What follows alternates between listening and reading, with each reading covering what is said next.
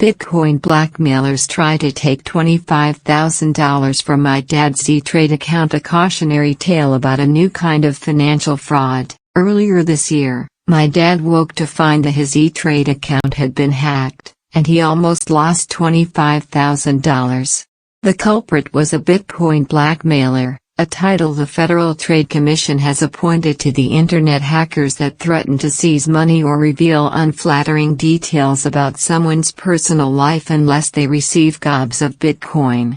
And while the media tends to cover these bad actors when they demand millions in Bitcoin after hacking major companies like Colonial Pipeline, they're also targeting everyday consumers like my dad. Here's how it all played out in my father's case. He received a push message from his E-Trade account that said his full investment in Apple stock had been sold. He had not requested any such sale, but when he logged into his account, his fears were confirmed. Someone had broken into his account over the weekend and placed a sell order on his Apple stock to occur on Monday morning.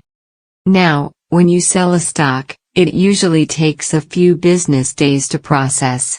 The cash from the liquidated stock then appears in your account, at which point you can transfer it to an external bank account. Luckily, the transaction in my father's account was still pending when he found out, and the hacker had not yet linked an account to wire the money. My father immediately called E-Trade and the company was able to abort the transaction. Then came some strange emails. The fraudster sent multiple emails to my dad throughout the day suggesting that he'd hack. The FTC says these types of messages demanding Bitcoin in exchange for not violating your life are growing in number.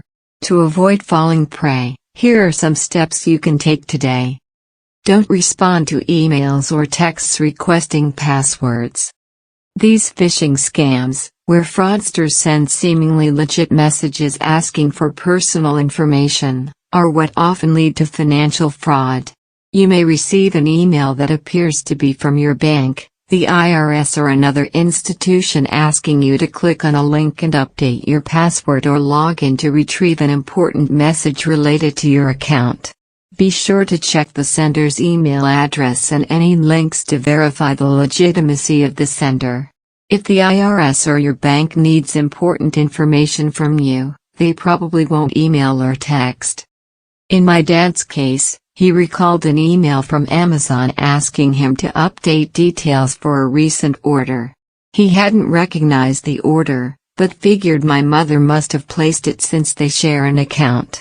When he clicked on the email, he was asked to enter his username and password.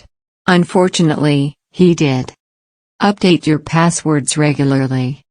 And be sure you don't use the same one for various accounts.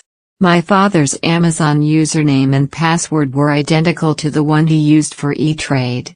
He now uses a password manager that helps generate and store unique passwords for all of his accounts.